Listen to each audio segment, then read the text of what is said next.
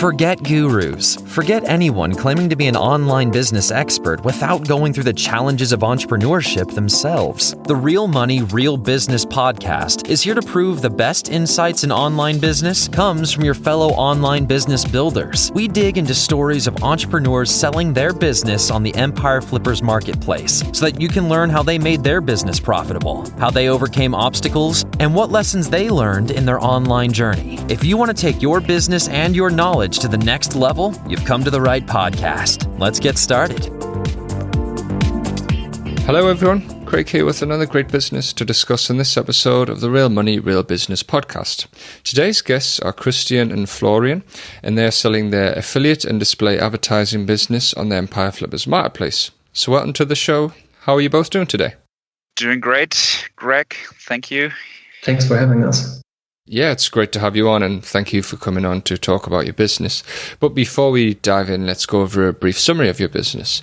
It's an affiliate and display advertising business in the cryptocurrency niche, created in January 2019. The average monthly revenue for the business is $170,643, and it makes an average of $155,707 net profit each month. For everyone listening, you can visit empireflippers.com/marketplace and search for listing 52892 to learn more about the business.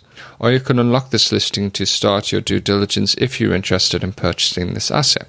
So now that I've given a general overview of the business, let's have a look at what's included in the sale. We have 5 primary domains and all site content and files. We have 7 additional domains and the content and files for those sites as well. We have an email list for 4,700 subscribers, a YouTube account, and additional social media accounts for Facebook, Twitter, LinkedIn, and Telegram. Okay, Christian and Florian, now let's hear from you. Can you tell us a little about your backgrounds in building and running online businesses? Sure, we can. So, hello, I'm Florian, and I used to be a semi-professional poker player.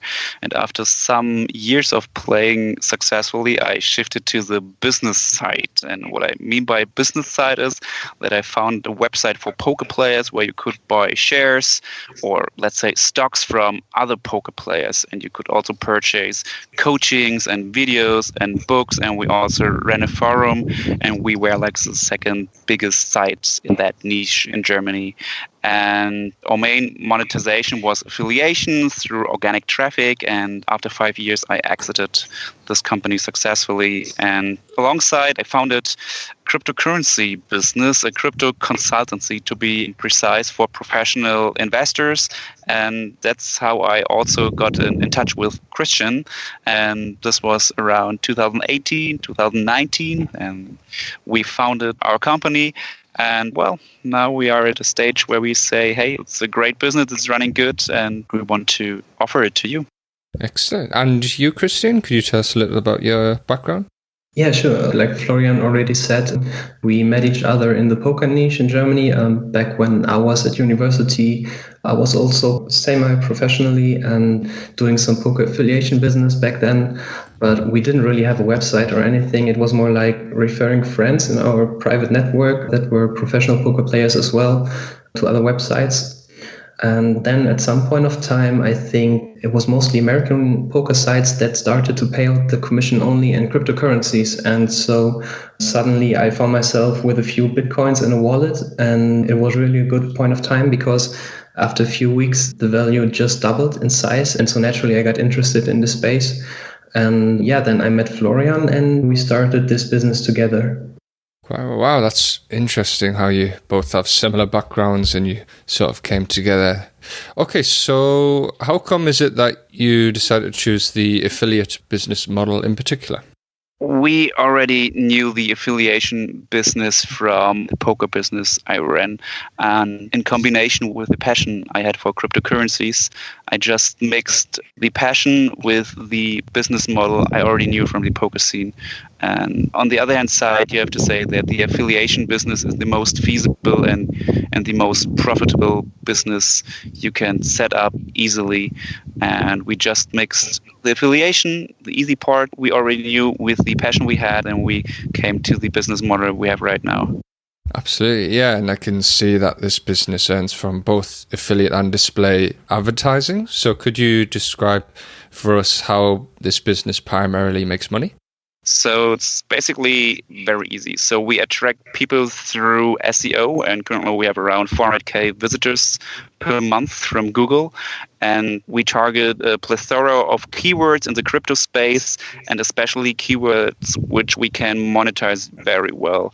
And then we have the people at our website, and then we try to convert them through reviews, through comparison tables, through how-to guides, straight into our affiliate programs or into our partner programs we have. And most of those affiliate programs are crypto brokers, exchanges, hardware wallets, or other crypto support software. You need to be a serious investor in this space. Okay, yeah, that makes a lot of sense. So you say the business is quite successful at this point. So I'm curious as to why you're selling the business right now. Of course, it's highly lucrative and it's a lot of fun, but we have a passion which is bigger, and this is our crypto consultancy in Germany. And we also are in the process of setting up a cryptocurrency fund. And this will take so much efforts and time that we cannot run two businesses at the same time. So we want to go with our real passion and maybe something which just suits us better as a person than running an SEO business or running a crypto news and knowledge site, which we have right now. We are more on the semi-professional investor side, and we want to fully focus on the fund, and that's the main reason why we cannot have two businesses running at the same time, because both should get their attention, and we cannot allocate our time to two or three projects at the same time. Yeah, exactly. I mean, we don't want to quit this crypto niche at all. It's actually the exact opposite. But yeah, like Florian said, I think the fund will take our personal job level to another stage and take much of our free time. And so we want a free mind space. So basically we can concentrate on the fund only and don't have any side projects. Yeah, it certainly makes sense. You want to give 100% focus to the other business. So is there anything you've learned from this business that you will apply to your other business or future sites that you build?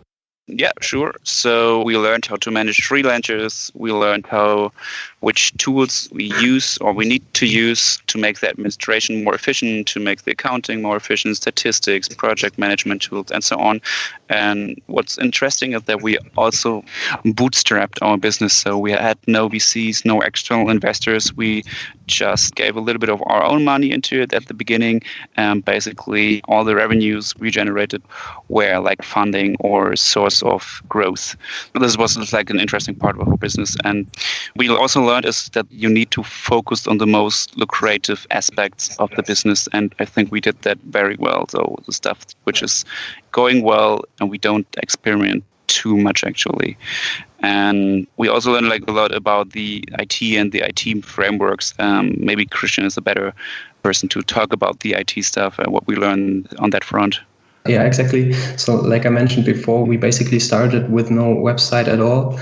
And then we slowly started to learn WordPress development on our own. And over the years, I think we started back in 2017 with that. And over the years, I think we got better at it. And we started to customize our backend that our authors and freelancers were able to easily publish really HTML intense websites without having to code anything. And I think over the years, we tried a lot of different templates, especially for our money websites. So for our money pages, the pages that convert the visitors.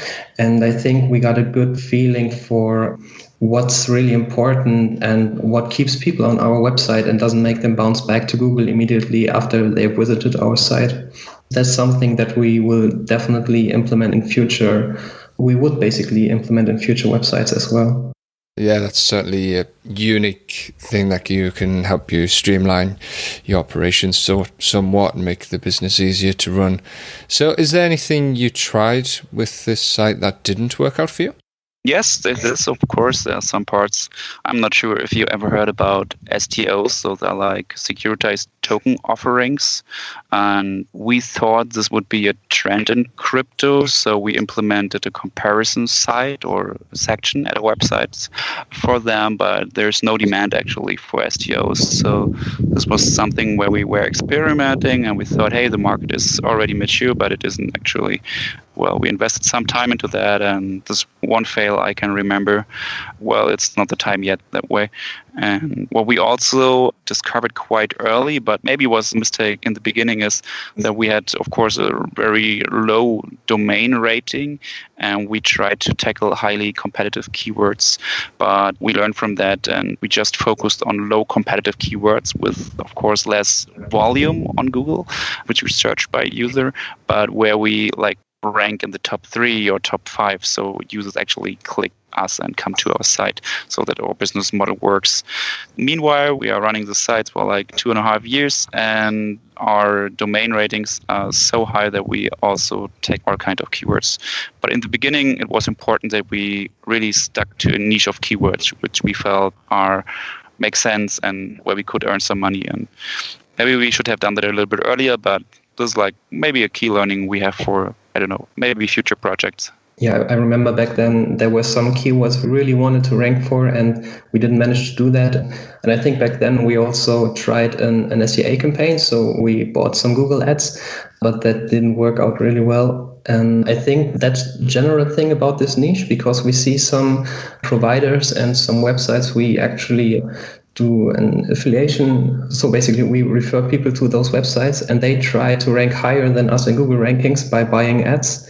But I think this doesn't work in this niche, because people, especially in Germany and in the finance niche, they want the opinion of experts and some quality content, and they don't want just to click on an ad and then sign up and deposit money into those accounts. I think it's really important that the affiliation websites are not in any way connected to the brokers and exchanges. And so I think in general is not a good idea, and we learned that pretty early. Yeah, that's some solid lessons. And you mentioned SEO, so that leads me nicely into my next question of where the majority of your traffic comes from. So the majority of our traffic, I would say probably 95%, around about that, comes from Google, so search engine optimized traffic. Some traffic comes from our social media accounts. You already mentioned them in the intro, like LinkedIn, Telegram, Twitter, Facebook.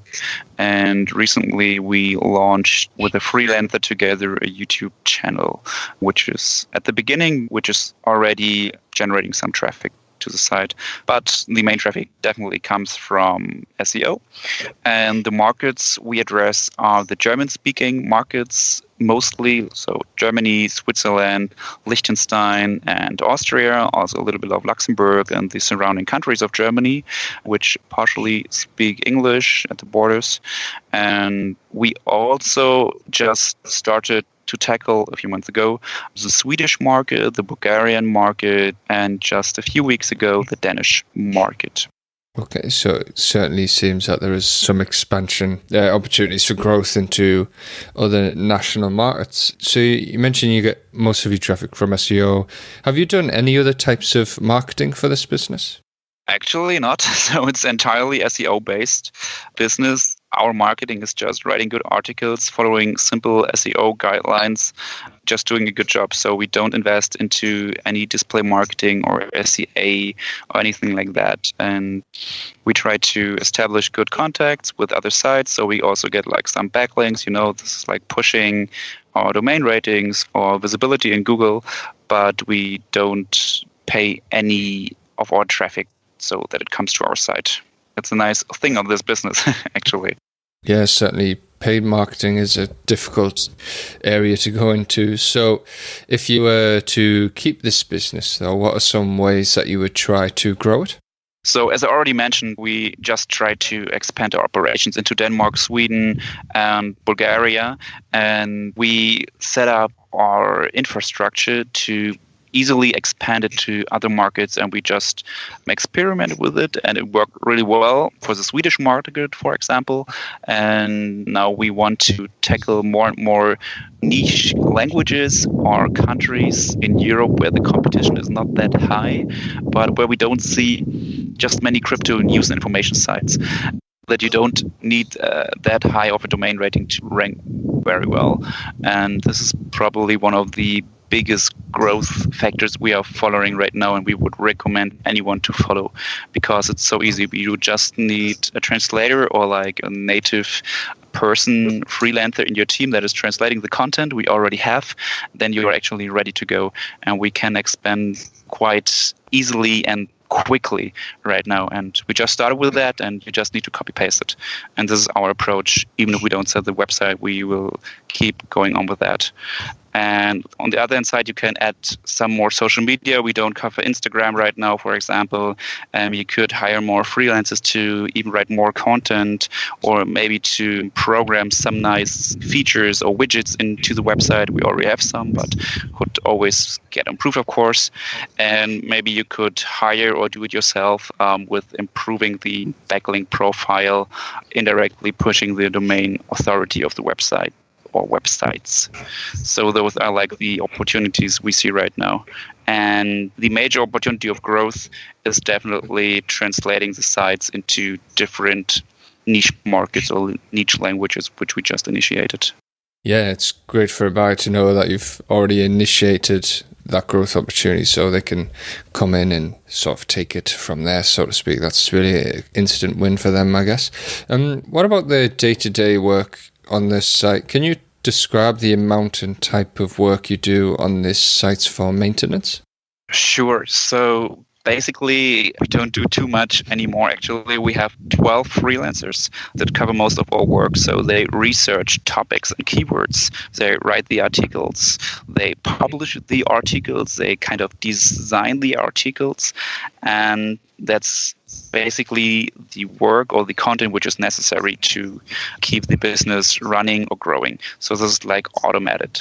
On the other hand side, we have freelancers for Sweden, for Bulgaria, and for Denmark, one for each country, and they just translate the content we have at our German websites.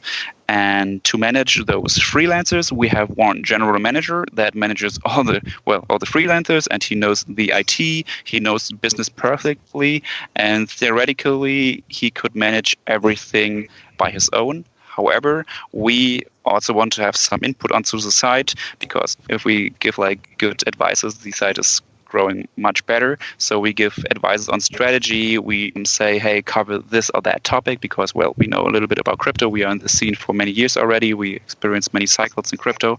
And we also do the business stuff like accounting and the legal topics. And we also help with the IT work. So we want to, change the look of the website a little bit. We help with that, like 50% is our work, and the rest is done by the general manager, who is managing all the freelancers and who also knows about the IT components. Wow, sounds like you've got a great operational setup with a general manager. Obviously, the freelancers gives the buyer time to focus on the sort of growth of the business. So what other skills or requirements do you think there are for someone who is not familiar with this niche or business model? I guess every normal person can run this quite normal business, but IT skills are an advantage, and I think crypto knowledge, or at least financial knowledge, is an advantage to run the site, but it's no magic actually. Yeah, but I think it shouldn't be like the first website in a finance niche that a buyer is running, because the SEO game is somewhat different if you compare it to other niches, for example, like pets or fitness.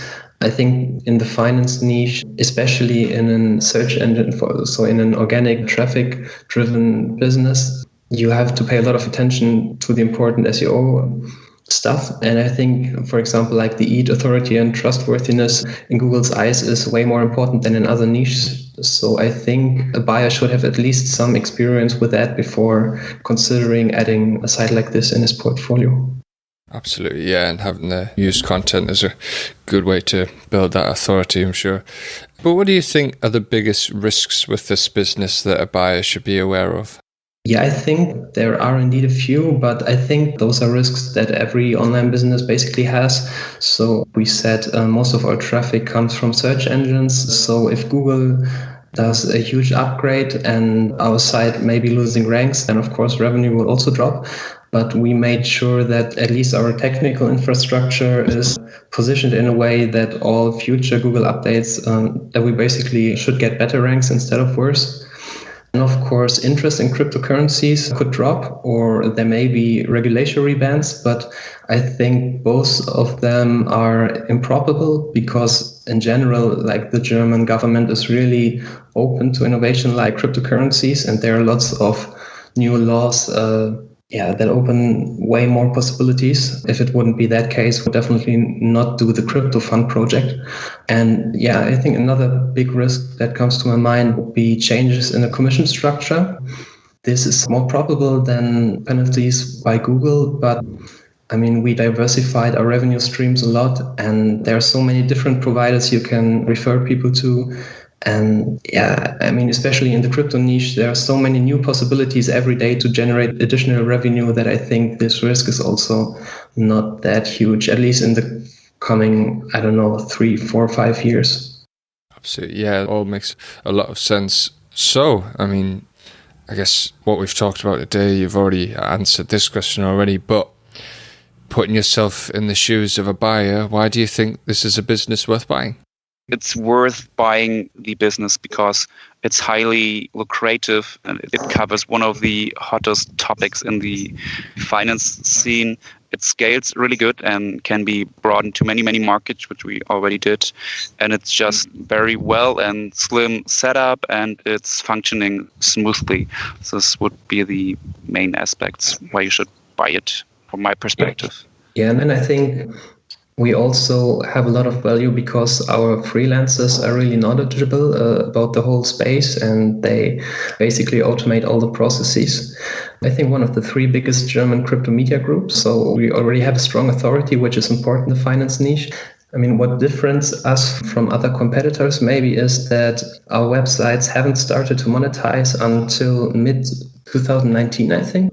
So before then, we generated some really strong backlinks, and we indeed have a really strong backlink profile with links by banks and other really authority sites that no competitor will be able to buy. And I think this is really important, especially in an organic traffic business. Yeah, so there's a lot of interesting aspects to this business. Sounds like it's very well built from the website to the operational standpoint. So yes, excellent stuff. So regarding the sale of this business, would you commit to a non-compete? Well, not really. We have the crypto consultancy, which is running a crypto fund right now. So we have to really define terms that we don't exclude our current operations, which is of course not direct competitor, but it's a company within the crypto scene or niche. So we should exclude that, or we shouldn't have any clause at all. We also have another SEO-based finance website, which sometimes talks about crypto, but it's actually absolutely not about crypto. It's about stocks and real estate and commodities. So if we do a non-compete clause, we really should define the terms that our sites we are running beside the business we are selling right now. Yeah, best would be to doesn't get complicated. Yeah, I mean, but if that sounds too unattractive for a buyer, I think we can set up something like an agreement that will not set up an affiliation website in the crypto space in the following years or something similar.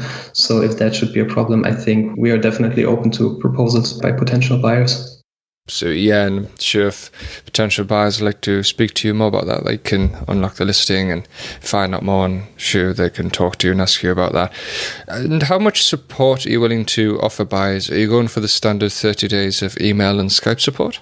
We double that number. We can give like 2 months support. That's not a problem. I guess it's not necessary because the business is not hard to get, but we can offer 2 months, and Skype is very good. We can call anytime on Zoom, Google Meetup, wherever, whenever. So we want the business to kept running and being a good business because the websites are really good, the quality is really good, and the brand is kind of well known in Germany already. And we want that our baby gets well maintained. So we offer support for sure. 2 months are fine for us. Excellent. Well, I'm sure Bio really appreciate that extra support to help them with the sale. And are you open to negotiating something like an earnout? Yes, we are open for that. We want at least 80% cash when we do the acquisition, and the rest can be an earnout or something similar connected to the performance of the business. Okay. Is there anything else you'd like to share that I might have missed? Well, not really, but we are the best German-speaking site in terms of design, in terms of content, and probably will belong at least the top 3 in terms of revenue we generate from our affiliation business and crypto business connected. And we are uptrending, so I guess it's a really good point in time to get into the business because there's that often an opportunity to buy such a big business which is running so good, and basically it's just the opportunity is just there because we have another business we want to follow. So I think go ahead and and give us your bits or show us your interests, and then we just talk about that. Brilliant. Well, thank you very much for your time. It's been great talking to you both. All right, same to you. Same thing for the question, and goodbye. All right, everyone, thanks for listening. To learn more and see if this listing has already been sold, head over to empireflippers.com/marketplace and search for listing 52892. If you're watching this on YouTube, click the link in the description to go straight to the listing. Once you've unlocked this listing, you'll be given everything you need to know about this business. So until next time, enjoy your digital journey.